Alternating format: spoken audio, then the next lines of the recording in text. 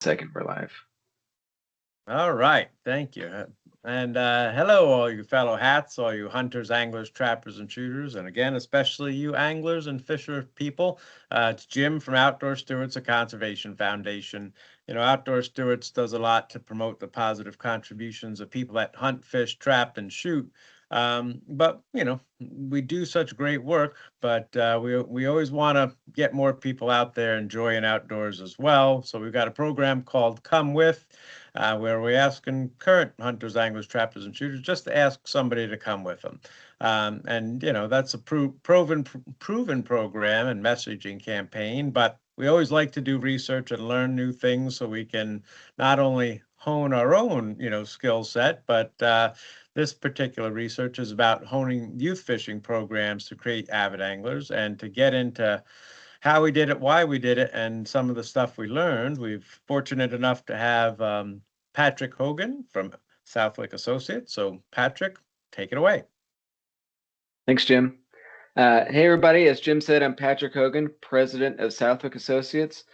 We worked with Outdoor Stewards of Conservation Foundation and with the American Sport Fishing Association, also in partnership with DJ Case and Associates, another research firm, to really better understand, of all the levers that are out there to help try and create avid anglers, what role might youth fishing programs have in supporting the creation of this avid angler who's going to keep participating year after year and keep buying licenses. So before we go much further, I should mention that this research was funded by a multi-state conservation grant from the U.S. Fish and Wildlife Services Office of Conservation Investment and administered jointly with the Association of Fish and Wildlife Agencies. The Outdoor Stewards of Conservation Foundation, in partnership with the American Sport Fishing Association, worked with Southwick Associates and DJ Case and Associates to conduct this research. So, setting the stage a little bit, whether it's competitive events at the high school level or hands-on educational efforts for younger kids, youth fishing programs have long been a steadfast outreach effort.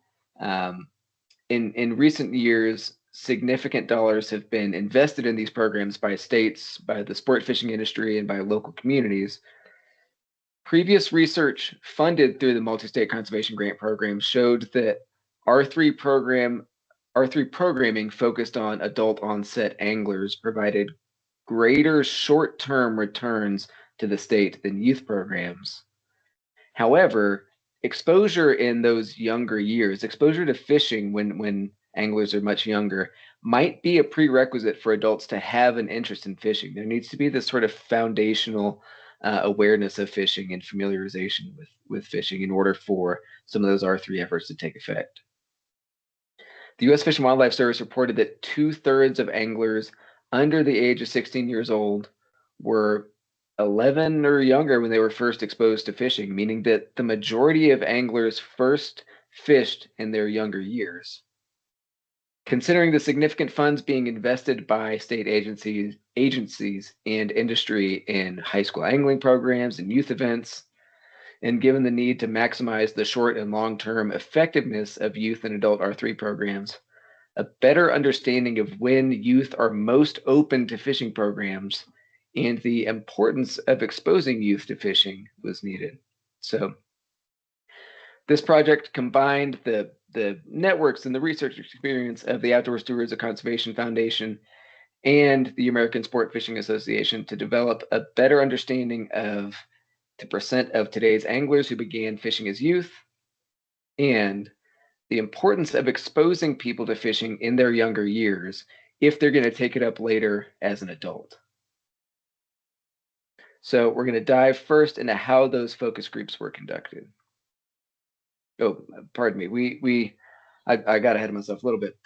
We conducted research via two methods. We conducted some focus groups and some surveys to examine longtime anglers, adults who recently started fishing, and past participants in youth fishing programs to understand if and how early exposure to youth fishing programs factors into the eventual adult participation and license buying. A quick top line overview of our methods here. DJ Case and Associates conducted 2 virtual focus groups for each cohort The first cohort being those who started fishing as kids, and the second cohort, those who started fishing as adults. Based on the information gathered during those focus groups, Southwick Associates crafted an online survey in order to reach two different cohorts as well, the general population and the second cohort, adults associated with groups that put on youth fishing programs. So due to legal, social, and methodological difficulties associated with conducting research of youth, which is to say asking survey questions of somebody who might be under the age of 12, this project was designed to ask adults about their past fishing experiences as they were a youth, either participating or not participating in a youth program. So just a little bit of a grain of salt maybe to carry with us through the rest of the study is that what we've done is we've asked adults to sort of reflect on those experiences to inform our understanding of how those the participation in those programs might have affected their participation moving forward. So we generated about 1,100 responses from each of those efforts, from the general population study and from the study of those who participated in youth-focused organizations, youth-focused programming. What we found is that there's this huge opportunity to increase fishing participation overall. 6% of American adults wanted to fish as a kid, but did not. And that sort of latent demand represents 15.5 million adults. Almost half of these people have not fished as adults. That's like 7 million American adults who might be anglers today if fishing had been available to them in their younger years. And so as we go through the rest of these key findings and the recommendations, that should serve as like a huge motivation for us. They're interested, they're aware, but they just hadn't had that exposure in order to get them over that hump. The lost anglers, the foregone anglers, represents a possible 18% increase in the number of anglers that we see in America today if all of them that would have fished if they had an opportunity had actually fished. And considering that the average angler spending is around $2,900 a year, that represents over $17 billion of foregone annual fishing expenditures. So there's a significant amount of revenue to be gained by the industry by ensuring that we're finding the right opportunity to get those youth interested.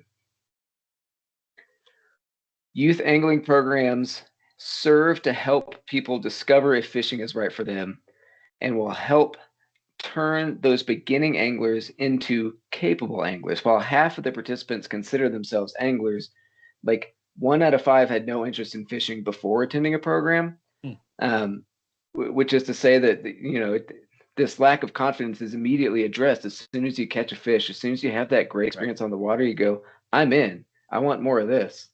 A third of those, so 1 out of 5, weren't interested beforehand. 1 out of 3 were interested, but didn't think that they were capable. They needed support. And so that what that program offered them is the support that they needed in order to build that comfort, to build that confidence so that they knew that they could go out, they could have fun.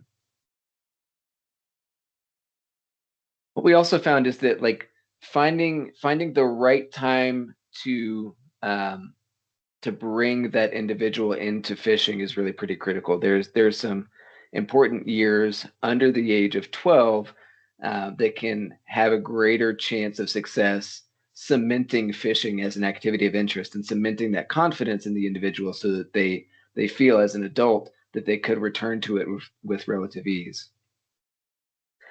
The greater exposure to fishing as a youth, the more likely they're going to participate as an adult. 3/4 of first-time youth anglers tried it prior to their 12th birthday.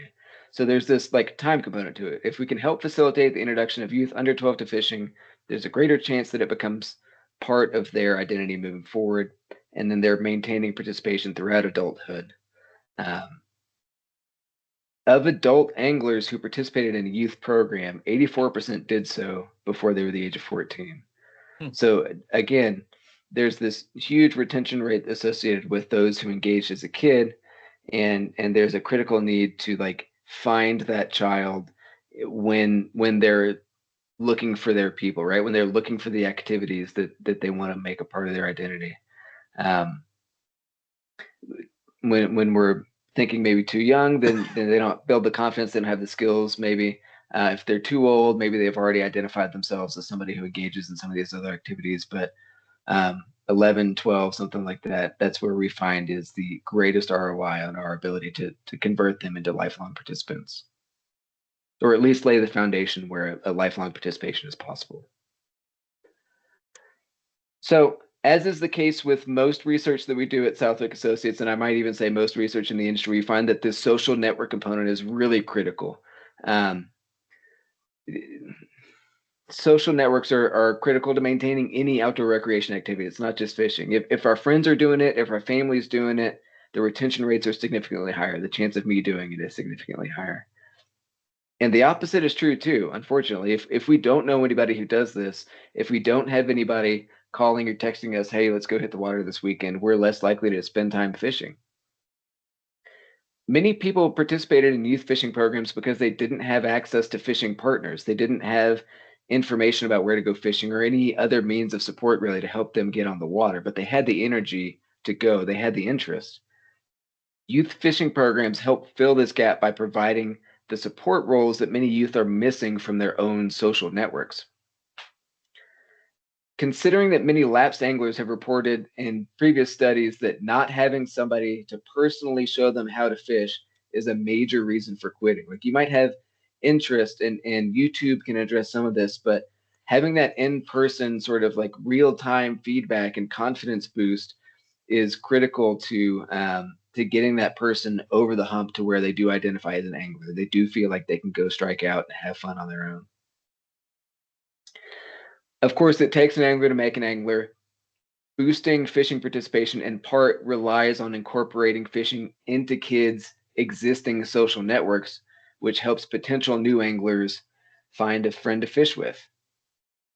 Having that person to fish with them is that major gap, right?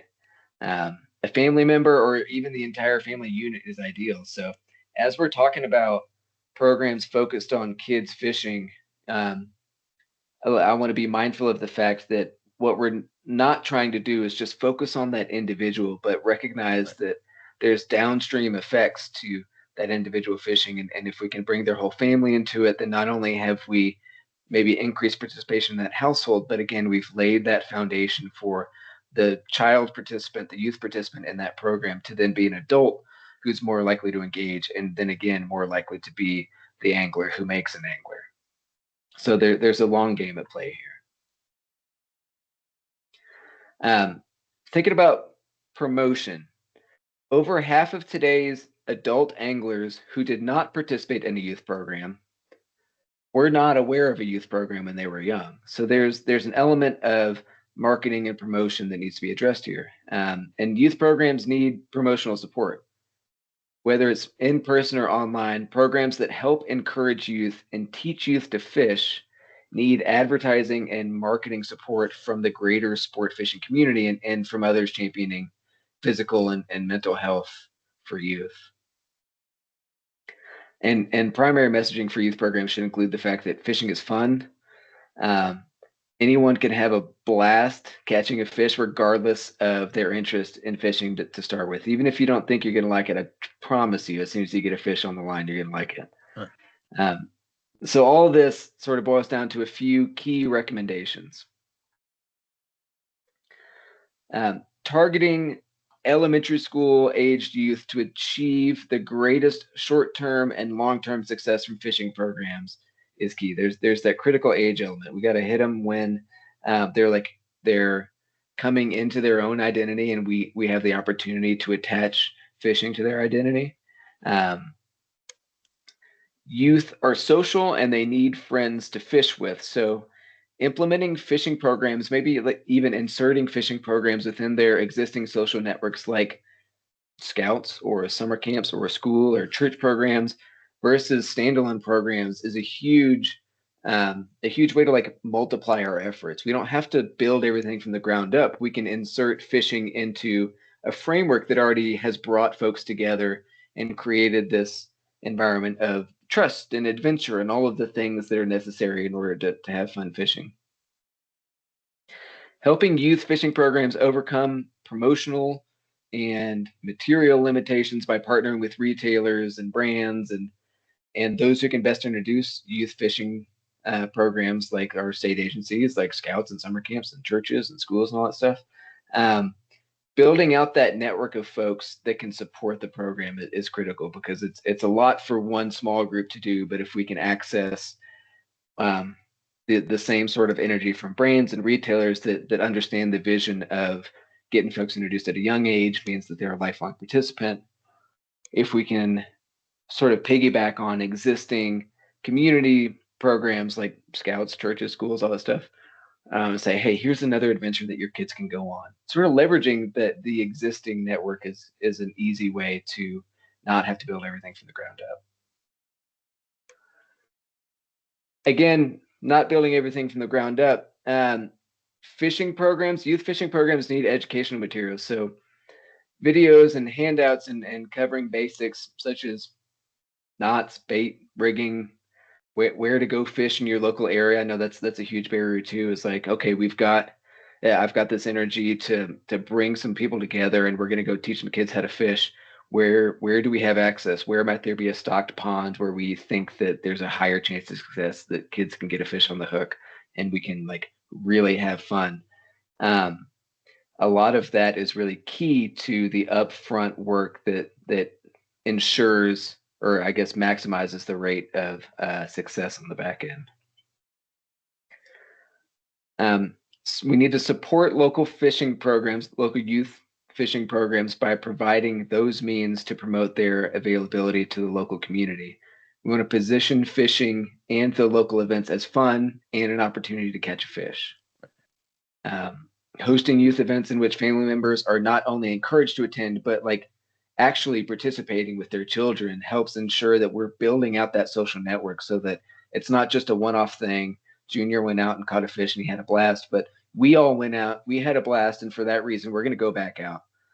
Again, it takes the focus from, like just the kid, just the youth participant who is the individual participating in this program, but it widens our understanding of how we're supporting the participant base for angling overall, multiplies our efforts there. And I think we might have one more recommendation. Jim, I'm going to throw it over to you. Sure. Yeah, good stuff, Patrick.